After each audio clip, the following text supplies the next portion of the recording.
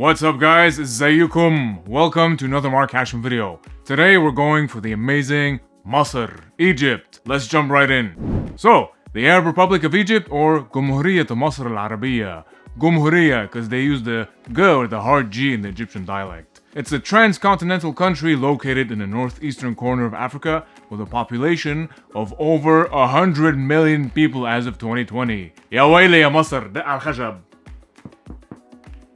The official language is, you guessed it, Arabic, with Egyptian as the national spoken language or dialect. What's the difference, you ask? بتقول لي إيه? Pretty different from the ماذا تقول لي in standard Arabic. إيه means what as opposed to ماذا. They also use the hard G, whereas in standard Arabic, it's soft. جميل is جميل. يا مصر الجميلة. You'll also find a few more spoken languages or dialects like the Saidi dialect or the Lahja Saidiya, mostly in Upper Egypt. English is also taught in schools.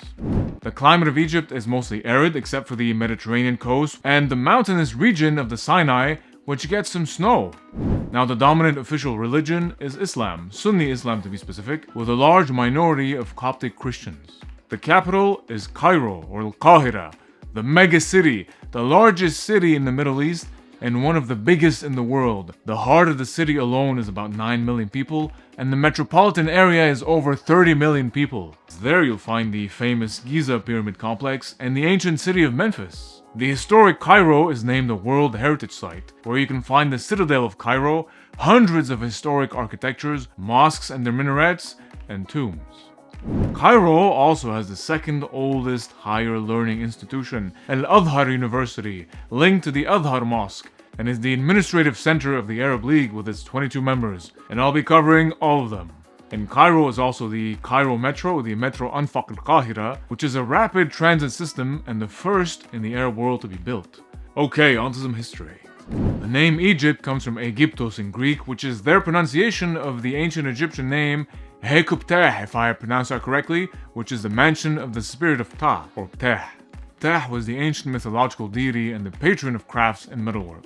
The name Masr, though, comes from classical Arabic Masr, which is suggested to be from the ancient Semitic Mizraim, referring to the region, and Misru in Akkadian, meaning border, neighbor. Coptic would be from Qupti, the Arabic pronunciation of the Greek Aegyptos that Muslims used to refer to Egyptians when they took over the region. But now it's used to refer specifically to Egyptian Christians, Coptic Christians. But Egypt was initially called Kemet or Kumat, meaning black land, referring to the dark, fertile soil of the Nile. Now the history of Egypt goes back far.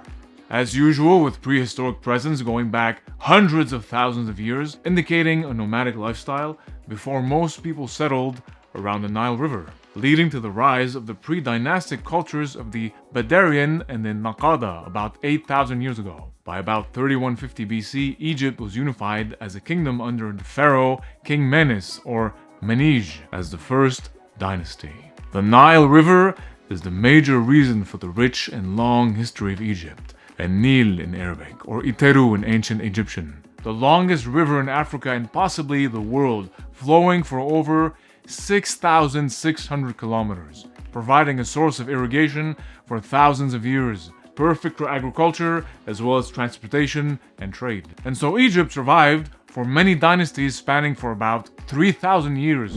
The Old Kingdom is a flourishing period between 2686 and 2181 BC, known as the Age of Pyramids, during which pyramid building was perfected, including the Djoser pyramid as well as the Giza pyramid complex. Now the famous Great Pyramid at Giza stands at 460 feet tall or 149 meters and larger than 5 football fields at the base. It's also during that era that the Sphinx is said to have been built, whose face is believed to represent the pharaoh Khafra, or one of the rulers who built the pyramids. There is, however, controversial debate over the original time the Sphinx was built, with some Egyptologists claiming the erosion of the Sphinx is from extensive rainfall, which would suggest that it was built thousands of years before what is believed. If this is true, then it changes a lot of your textbooks. Otherwise, we carry on. It was also during that period that the famous Imhotep lived, pronounced something like Imhotep or Yamin Hatep. Now he was an architect, physician, priest, known for texts on medicine, and the step pyramid for which he was the architect. Then we have the first intermediate period, which is an example of a difficult moment, filled with conflict, and then again the Middle Kingdom with a peak, another low with the invasion of the Hyksos, who then got pushed back, leading to the New Kingdom period, where Egypt becomes an international power, reaching the Levant. This is the period of famous pharaohs like Queen Hatshepsut, the longest reigning female pharaoh, considered one of Egypt's most successful pharaohs. Thutmose III, Akhenaten and his wife Nefertiti, Tutankhamun, and Ramses II. Fun fact, based on research on Egyptian mummies, the average height of men at the time was between 5'2" and 5'6". For those who don't know, mummification was believed to allow a safe passage to the afterlife. And it started with embalming the body, wrapping it, and burying it with organs stored in jars. Now for a while, Egypt was then conquered by ancient Libya, Assyria, and Nubia. Nubia, or the Kush, has a significant history within the south of Egypt and north of Sudan, mainly around the Nile, while Nubia itself as a region was often a part of ancient Egypt, and other times as a rival state as the Kingdom of the Kush, and as the actual rulers of Egypt during its 25th dynasty, which is also known as the Nubian dynasty, with pharaohs at the time being Nubian, like Queen Amanitore. I'll cover that as well when I do the Sudan facts. By the 6th century BC, Egypt was then conquered by the Persians, with Cyrus the Great, followed by the Greeks under Ptolemy I, following the death of Alexander the Great, making Alexandria in Egypt the capital. It's during that era that Cleopatra ruled, whose full name is Cleopatra VII, Thea Philopator. Because yes, there are more than one Cleopatra. Egypt came under Roman rule after, during which Christianity was introduced around the 1st century, thanks to Saint Mark the Evangelist, or Mar Morcos, considered the founder and first patriarch of the Coptic Church, the Church of Alexandria, which then expanded and established itself as a distinct church in the 6th century during the Byzantine Empire. The Orthodox Church of Alexandria follows the Alexandrian rites, specifically the Coptic rite for Egypt, where Coptic and Arabic languages are used during services. The church, headquartered in Cairo with the St. Mark's Coptic Orthodox Cathedral, is now led since 2012 by the Coptic Pope, His Holiness Tawadros II, Al-Baba Tawadros Thani. Alright, back to some history. In the 7th century, Egypt was then conquered by the Arab Islamic Empire, and Cairo became the capital during the Fatimid Caliphate, or Al-Khalifiya al-Fatimiyya, between 973 and 1171. Then came the Ayyubid rule under Salah ad-Din, who I spoke of in the Syrian facts, and then the Mamluk era until the Ottomans took over, followed by a brief invasion by Napoleon, before going back to the Ottomans, and then the British briefly, until finally Egypt achieved independence in 1922. Okay, moving on to important cities besides the capital. Alexandria, the second biggest city and a major economic center, the original historic capital before the Muslim conquests, where there used to be the lighthouse of Alexandria and the great library, and where the maqabir of Qom al-Shuqafa still stand today.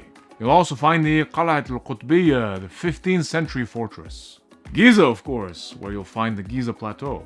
Luxor, with its lush landscape and ancient monuments, which feels like an open exterior museum, including the Temple of Karnak.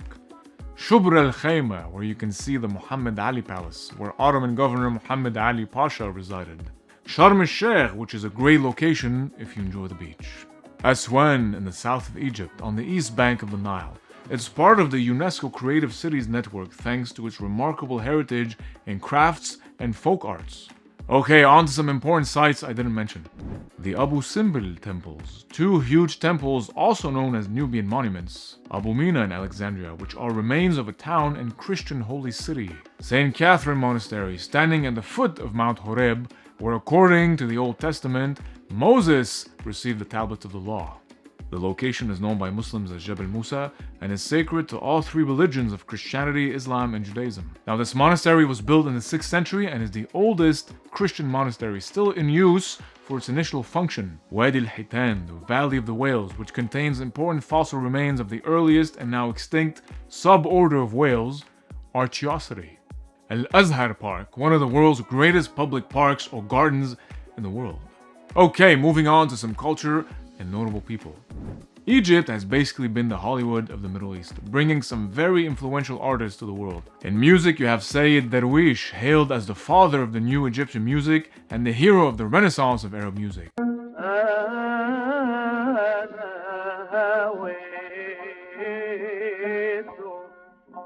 Muhammad Abdul Wahab, the Egyptian actor, singer, and composer, largely responsible for changing the course of Arab music by incorporating Western musical instruments, melodies, rhythms, and performance practices into his work.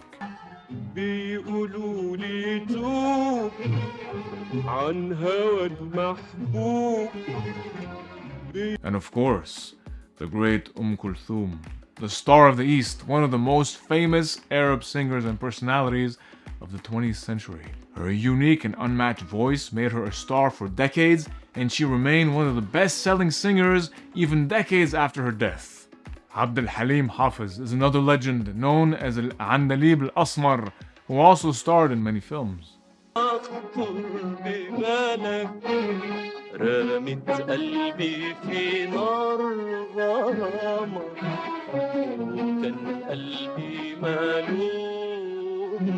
In cinema, we have the great director Yusuf Shaheen, who made more than 40 films, often boldly tackling risky subjects and themes. He won the Cannes 50th Anniversary Award for Lifetime Achievement, and is said to have launched the career of actor Omar Sharif, who reached international acclaim and was known for iconic roles like Lawrence of Arabia and Dr. Jiggabo. Adil Imam, comedic actor and one of the most iconic figures in Arab cinema, who has starred in over 100 movies and 10 plays. His films are noted to tackle social issues, and he was appointed as the UNHCR Goodwill Ambassador in 2000. Of course, in Hollywood, you have Mina Masood, known for his role as Aladdin in the live-action remake, and Rami Malek, of course, who won several awards, including the Oscar for Best Actor for his role as Freddie Mercury in Bohemian Rhapsody. Alright, now let's cover some delicious food. Ful mdammas, made with creamy fava beans and loaded with flavor from ground cumin, vegetable oil, garlic, onion, fresh herbs, lemon juice, and hot peppers. Kushari, the national dish, lentils and rice combined with chickpeas and macaroni, and topped with savory, crispy, thin fried onion rings. Molokhia, a type of soup made with the molokhia leaves, garlic, chicken broth, served with rice or bread. Rumi cheese, also known as Gibna Romi, one of the main types of cheese in Egypt. It has a strong smell and different degrees of saltiness based on age. Said to be a kind of hybrid Parmesan meets mozzarella. Domyati or Gibna Baida, a soft, white, salty cheese also common in Egypt. Breads include aish, which is basically pita bread, and matao. Hawaushi, which is pita stuffed with minced meat, onions, pepper, parsley. Never tried this. I have to try this. For desserts, you have basbousa, made from semolina, sweetened with orange flower water, rose water, or syrup, and usually cut into diamond shapes. Ftir mshaltat, a flaky Egyptian layered pastry. It consists of many thin layers of dough and ghee, and an optional filling. Okay, some interesting fun facts now. In 1799 is when the Rosetta Stone was discovered, which is a large stone slab with a decree that was issued in Memphis in 196 BC. And the beautiful part of this is that it was written in 3 versions: hieroglyphs, Demotic, and Greek, which allowed the deciphering of the Egyptian language and opened huge windows into the ancient civilization. Now, Egyptian is one of the oldest languages in the world and began with hieroglyphs, hieratic, Demotic, and then Coptic. The word mummy comes from Arabic mumya, embalmed body, which itself comes from mum in Persian, meaning wax. Egyptian blue is a synthetic pigment developed around 2600 BC and used on temple walls because the color represented the sky, the Nile, creation, and the universe. Alright, there you go, some amazing facts about Egypt. Let me know what you found most interesting. Like and share so everyone can see more of Egypt's beauty. Don't forget to subscribe for more culture and education and entertainment. There's also a longer version on Patreon and more videos for those of you interested. It's also a great way to support my channel, so go check it out. Thanks for watching another Mark Hachem video, and take care.